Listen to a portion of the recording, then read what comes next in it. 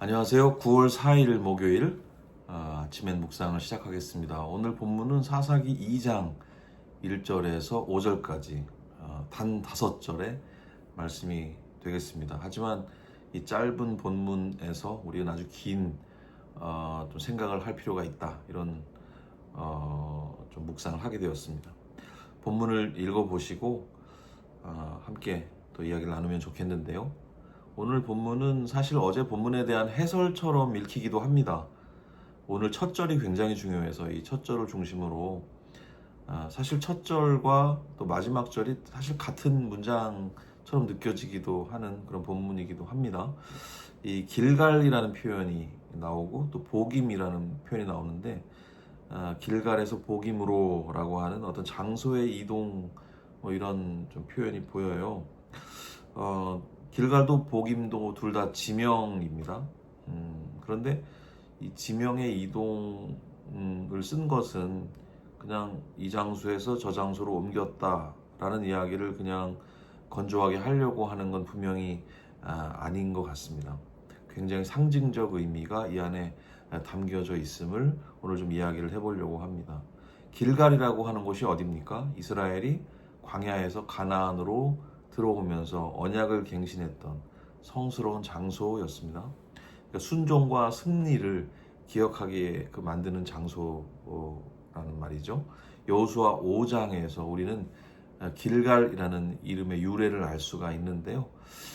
혹시 뭐 길승의 유래가 궁금하신 분들께는 나중에 물어주시면 따로 말씀드리도록 하겠습니다. 저는 사실 그 이름에 대해서 관심이 많고 그래서 이 동네 이름도 좀 유심하게 보는 편인데요.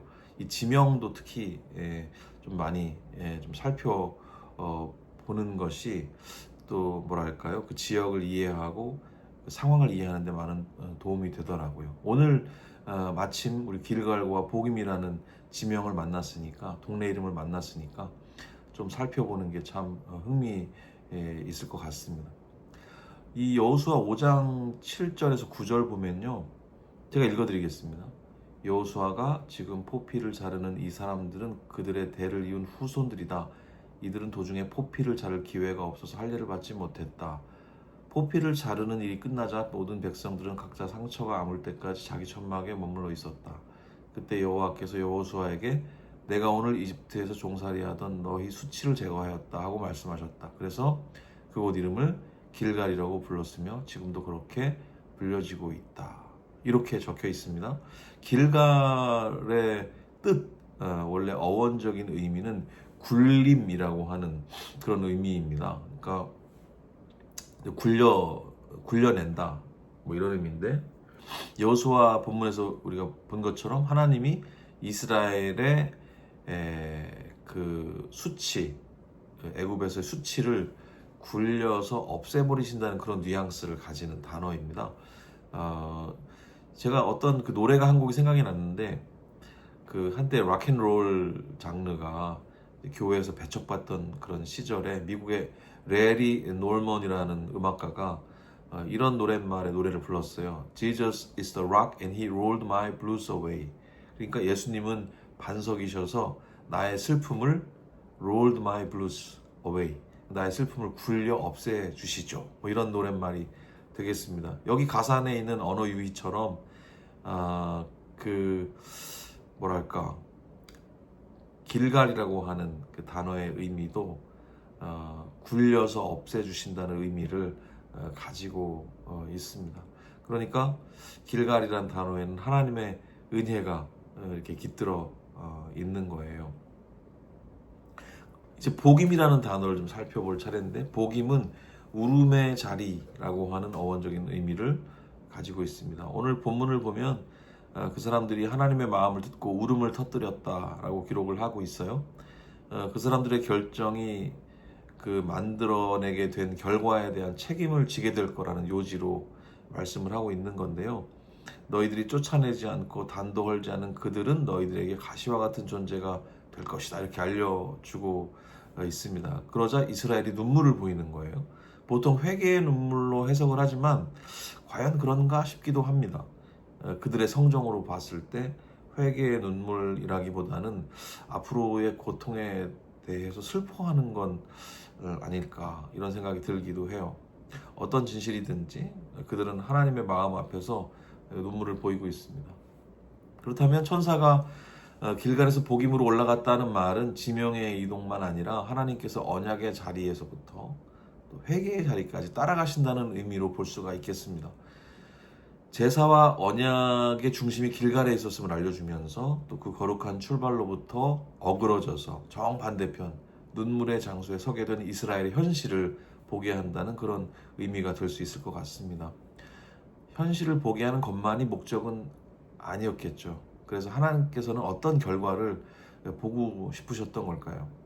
오늘 본문이 말하는 눈물의 땅 복임으로의 이동은 단순한 심판이 아니라 언약을 잊은 백성을 다시 언약의 자리로 인도하려고 하는 하나님의 의도라고 볼 수가 있겠습니다. 길갈이 시작이었다면 복임은 회개와 회복을 위한 새로운 시작으로 생각해 볼 수가 있다는 말입니다.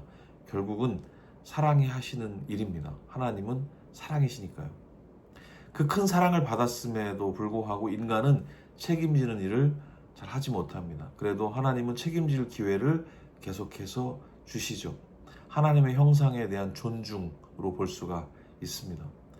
그 사람들이 저지른 죄의 결과를 그 사람들이 스스로 경험할 수 있도록 그들에게 최소한의 책임질 상황들을 부여하세요. 그 사람들이 뭘 하든지 그대로 내버려 두시는 일이 그렇습니다. 2장 3절에 보면 내가 분명히 너희에게 말하지만 나는 그들을 너희 앞에서 쫓아내지 않겠다. 그러므로 그들이 너희에게 가시와 같은 존재가 될 것이며 그들의 신들은 너희에게 덫이 될 것이다. 이렇게 말씀하고 계시거든요. 하나님이 가나안을 쫓아내시지 않겠다. 이렇게 말씀하십니다. 요즘에는 그 대학교에도 회사에도 엄마가 전화를 걸어서 자녀들의 민원을 처리한다고 하던데요. 뭐든 시시때때로 달려가서 처리해 주시는 요즘 부모님들의 교육관과 하나님의 방식은 굉장히 다른 것 같다 이런 생각을 해봅니다. 하지만 하나님은 사랑이세요. 하나님은 이스라엘이 하나님께서 먼저 우리에게 베푸신 사랑과 약속, 은혜를 기억하고 돌이키기를 기다리고 계십니다. 하지만 진정으로 그렇게 하기를 바라시기 때문에 그들의 행동에 대한 책임을 지게 하시는 거죠. 그것이 고통이겠지만 스스로 돌아보고 돌아서는 진정한 회개의 계기가 분명히 되기를 기대하고 계실 거라고 생각합니다. 진정한 회개란 눈물이 아니라 삶의 변화겠죠. 눈물이 의미 있으려면 삶이 있어야 합니다. 오늘도 하나님의 사랑을 기억하고 돌아보고 돌이키는 그리고 기다리시는 우리 하나님께 그 마음에 합한 그런 삶을 살아내시는 모든 분들이 되시기를 축복합니다. 감사합니다.